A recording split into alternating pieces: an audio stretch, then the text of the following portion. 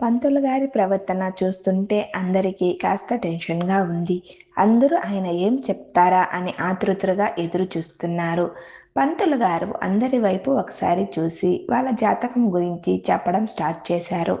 అద్భుతంగా కలిసింది. ఇలాంటి జాతకం ఎవరికో ఒకరికి ఉంటుంది. ఒకరి కోసం ఒకరు పుట్టారు. అతని పేరు వంశీకృష్ణ అయినా అతనిది శ్రీరామచంద్ర ప్రభువు జాతకం. ఇక రేణుకమ్మ జాతకం, ఆ సీతామాత జాతకం ఎలాంటి కష్టం అయినా ఓర్పుతో అధిగమించగలదు. కానీ వీళ్ళ జాతకం ప్రకారం ఇంకో నెలలో మంచి ముహూర్తం ఉంది. ఈ ముహూర్తం తప్పితే 6 నెలల వరకు మంచి ముహూర్తం లేదు అని పంతులు గారు పంచాంగాన్ని జాతకాలని బాగా పరిశీలించి 1కి 2 సార్లు చూసి చెప్పారు. ఆ మాటకి నారాయణ గారు కాస్త కంగారు పడ్డారు. మరి నెల రోజులకే పెళ్ళి అంటే ఎలా అని. విశాలాక్షి గారు వంశీ వైపు చూశారు. వంశీ నేను చూసుకుంటా, మీరు సరే అని చెప్పండి అని కళ్ళతోనే తల్లికి భరోసా ఇచ్చాడు. సరే అని విశాలాక్షి గారు కూడా కళ్ళతోనే సైగ చేసి నారాయణ గారి వైపు చూస్తూ, అన్నయ్య మీరేం కంగారు పడకండి, మేం అందరం ఉన్నాం కదా, అందరం కలిసి పనులను చేసుకుందాం అని భరోసా ఇస్తారు. విశాలాక్షి గారి మాటలతో నారాయణ గారికి కాస్త ధైర్యం వచ్చి, సరే మీ ఇష్టమే మా ఇష్టం అని చెప్పారు. నారాయణ గారు అంగీకరించడంతో అందరికీ సంతోషంగా అనిపించింది.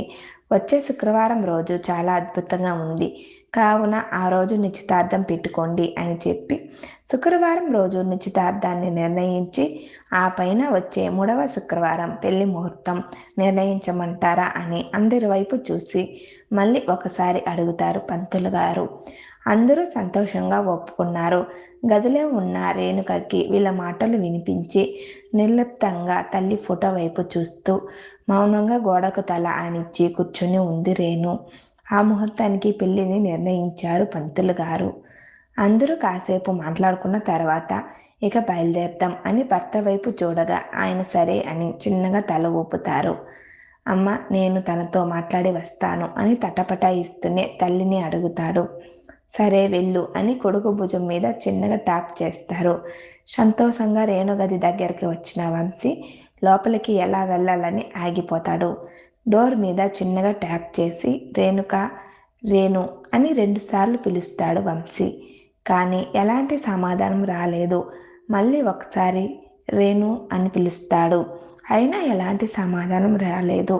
ఇక ఆలోచించలేదు. రేణుకి ఏమైందో అని కంగారుగా లోపలికి వచ్చి చూస్తే అదే జీవం లేని ముఖం. పెదవుల మీద చిరునవ్వు లేదు, కళ్ళల్లో కాంతి లేదు. ఆమె ముఖంలో ఎలాంటి భావన కనిపించడం లేదు. తన కళ్ళు మాత్రం ఒక చోట ఆగిపోయి ఉంది. ఆమె చూసే వైపే చూశాడు వంశీ. రేణు తన తల్లి ఫోటో వైపే చూస్తూ ఉంది. చుట్టూ ఏం జరుగుతుందో తెలుసుకునే స్థితిలో కూడా లేదు అని అర్థమైన వంశీకి గుండెల్లో ఎవరో గుణపంతో గుచ్చుతున్నట్లు అనిపించింది. అతని మనసు మొత్తం బాధతో నిండిపోయింది. చిన్నగా రేణు దగ్గరికి వెళ్ళిన వంశీ రేణు ముందర మోకాల మీద కూర్చొని చిన్నగా రేణు అని పిలుస్తూ తన చేతిని అతని చేతుల్లోకి తీసుకుంటాడు. వంశీ అలా చేతిని తీసుకున్న ఎలాంటి స్పందన లేకుండా మౌనంగా వంశీని చూస్తుంది రేణు. నాకు తెలుసుమా, నీకు అత్తయ్య అంటే ఎంత ఇష్టమో. అత్తయ్య ఎక్కడికి వెళ్ళారు, మనతోనే ఉంటారు చూడు. నువ్వు నవ్వుతూ సంతోషంగా అత్తయ్య ఫోటో చూసావంటే అత్తయ్య కూడా నవ్వుతూ నిన్ను చూస్తుంది. అత్తయ్యకి నువ్వు అంటే ప్రాణం కదా, నువ్వు ఎప్పుడూ సంతోషంగా ఉండాలి అని అనుకుంటారు కదా. నీ సంతోషం కోసం అత్తయ్య ఎంత కష్టపడేవారు.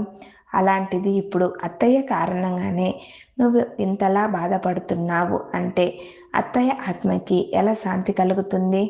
నువ్వు ఇక్కడ బాధపడుతూ ఉంటే నిన్ను చూసి అత్తయ్య కూడా బాధపడతారు కదా. నీ చుట్టూ తిరుగుతూ నిన్ను దగ్గరికి తీసుకోలేక, నిన్ను ఓదార్చలేక తన ఆత్మ ఎంత బాధపడుతుందో, ఘోషిస్తుందో తెలుసా. అక్కడ ఉండలేక, నిన్ను ఇలా చూడలేక తల్లడిల్లిపోతుంది రేణు. అదే నువ్వు నవ్వుతూ సంతోషంగా ఉంటే అత్తయ్య నీ నవ్వుని, నీ సంతోషాన్ని చూసి ఆవిడ కూడా సంతోషంగా ఉంటారు.